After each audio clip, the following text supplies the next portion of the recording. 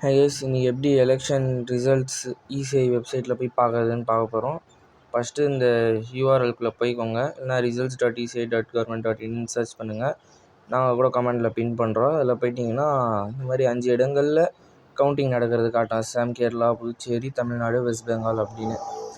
அதில் நம்ம கான்ஸ்டிடியூன்சியில் யார் யார் எந்தெந்த கட்சி எப்படி எவ்வளோ லீடிங்கில் இருக்காங்கன்னு சொல்லிட்டு மேலோட்டமாக காட்டும். நம்ம டீட்டெயில்ஸ்குள்ளே போயிட்டோன்னா அதில் கொஞ்சம் இன்னும் தெளிவாக டீட்டெயில்டாக வந்து காட்டும். TVK, DMK, DMK, PMK, INC, CBI, VCK இந்த மாதிரி இதர கட்சிகள்லாம் எவ்வளோ இருக்குது அப்படின்னு சொல்லிட்டு மேலோட்டமாக காட்டும். கொஞ்சம் ஸ்க்ரோல் பண்ணிங்கன்னா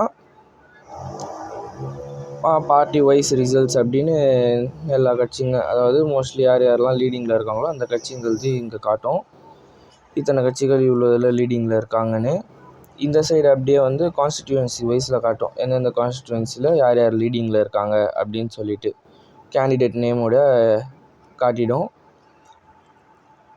எல்லா கான்ஸ்டிடியூன்சிக்கும் காட்டும். அடுத்து கீழே வந்தீங்கன்னா பை சார்ட் இருக்கும். அதில் வந்து party wise results, party wise vote share அப்படின்ட்டு தனித்தனியாக பிரித்து இதெல்லாம் இருக்கும்.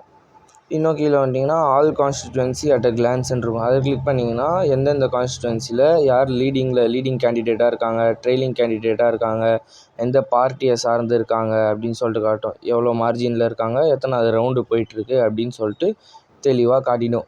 எல்லா கான்ஸ்டியூக்கும் ஆல்ஃபபெட் வைஸில் வந்து காட்டும். இப்போ ஆலந்தூர்னா ஏழு, அந்த மாதிரி அலங்குடி, இந்த மாதிரி லைனாக ஆல்ஃபபெட் ஆர்டரில் எந்தெந்த இடத்துல எந்தெந்த கேண்டிடேட்டு, எந்த கட்சியை சார்ந்த கேண்டிடேட்டு, அவங்க நேமு, யார் லீடிங்கில் இருக்காங்க, யார் ட்ரெயிலிங்கில் இருக்காங்க, மார்ஜினு, ரவுண்டு எல்லாத்தையும் காட்டிடும். இதே மாதிரி 1 to 12 வரைக்கும் இருக்குது. 1ல் வந்து 7லேருந்து ஸ்டார்ட் ஆகும். லாஸ்ட்டில் 12 ஏற்காடில் வந்து முடியும்.